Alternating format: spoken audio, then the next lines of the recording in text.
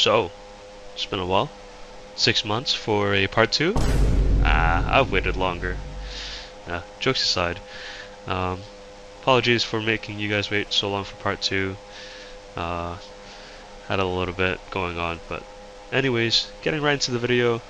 Here we are at the circuit de Barcelona, Catalunya. Absolutely nailed the pronunciation there. But in this video, we're just going to take a quick look at how to make a base setup.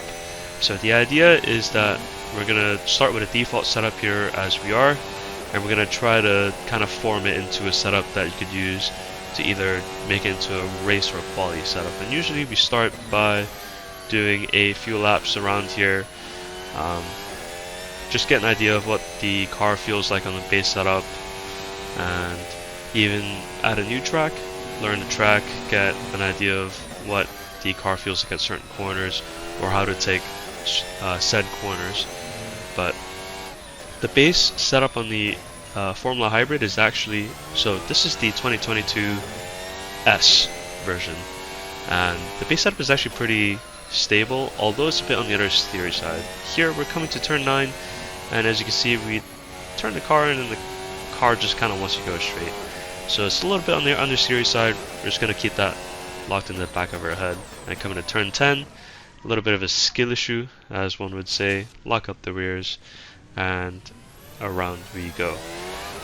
So sometimes you got to figure out whether it's a skill issue or a setup issue. So in that case, we can either move the brake bias forward to account for our skill issue, or we could kind of just get better forehead and then just kind of trail off the brakes a bit better. But as you can see, doing a couple laps here and there, just getting a good idea of what the car is like while pushing. Usually I do a few of these laps until I feel like I am comfortable with the car and get a good idea of what it's like, or in this case, a unfortunate meeting with barrier. But yeah, with our first run done, back in the setup, you can see that there's a cold and a hot tire pressure. That's usually a good idea or a good way to adjust your tire pressures. Here on the screen there's a guide that comes with the mod pack, and it recommends 25 psi on the front and 23 psi on the rear. So that's how you're going to make your adjustments. And so in this case, we should have gone 2 ticks up on the front and rear tire pressures. I have no idea why I didn't do that. Maybe it was a bit of an oversight. But also, locked in the back of our heads, we remembered that the car was a bit understeery. So what we're doing is we added a bit of front wing to throw the balance forward. And what we're also doing is we're kind of raising the rear either by making it stiffer. That adds a bit of oversteer, and or raising the height generally adds a bit of oversteer in general. Usually try to make one change at a time, as you would know what kind of effect that has on your car. And it's one of those things where it's like, do as I say, don't do as I do. But as you can see, in the few clips here at turn 9 again, we kind of went too far the other way. So now instead of the front not gripping, the rear kind of just calls it quits and kind of just goes around. So that's usually a good idea, that we went too far in the other direction. But initially I thought it was something to do with the bump here. As you can see, the car gets a bit unsettled going to turn 9. I thought it was the bump. So tweaked the rebound settings, and as you can see, it doesn't react as bad to the bumps as it used to, but we're still having the same issue. So led me to believe that it was the first big change that we had.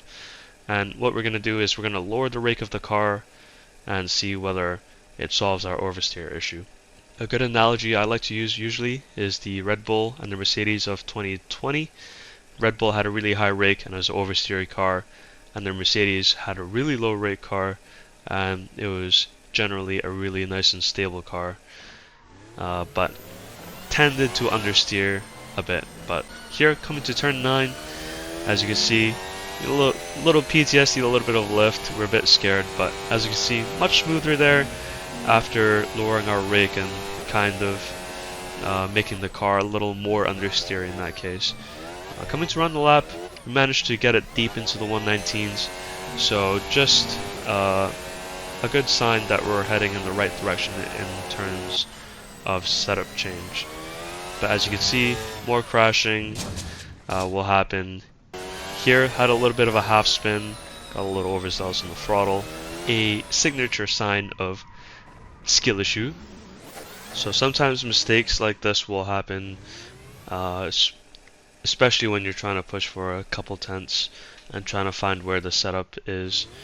And it comes with experience and just time playing the game when it comes to telling whether it's a driving issue or a setup issue. But anyways, here, continuing with the laps, we eventually get a good lap time set at an 18.5, which is pretty good, especially when considering we're not using that much battery and we're not on the softest compound of tire. Also, a good tip to have is that once you find like a good point where you think the setup is, save the setup. Also, it's usually a good idea because when you make like small changes, you could always have something to fall back. Like in this case, when I kind of cut it out the video, but we made a couple issues with the camber, and it didn't work out in our favor. So, speaking of camber, we made the tires app a lot bigger in the center, and as you can see, there's a few bits of information. So there's the PSI, or the tire pressure, that will show on the corners, but also you can see above the tires it says IMO, so that means, not in my opinion, but inside, middle, and outside of the tire. And as you can see, when the tire gets loaded, you can see, because of the way the tire is cambered, the inside will always heat up more than the outside.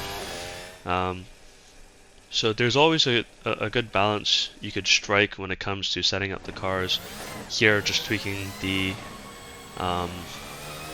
camber a bit, but for ideally, with a base setup, you would want the variation between the inside and the outside to be within like 15 to 20 C. Within that margin, I would say it's striking a balance, because you don't want it so that you have like a perfect contact patch, because you do tend to lose a little bit of cornering ability when you set the camber too positive. So always trying to like find a good balance, obviously.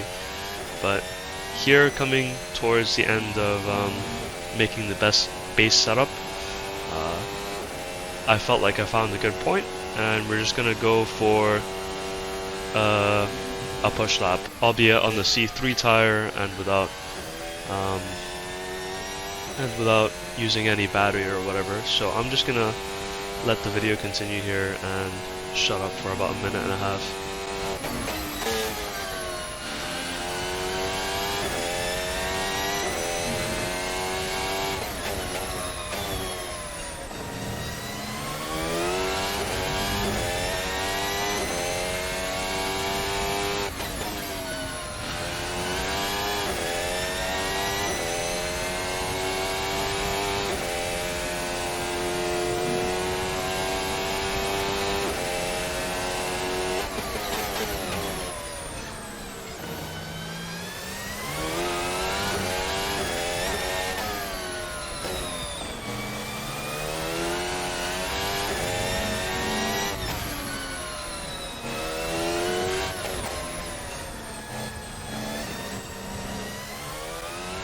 So right here, rounding the final corner of the lap, we are going to get a 18.0, which is a good lap. It's a decent lap. Obviously, it's not perfect. You could always push for more time. Obviously, there will be more time.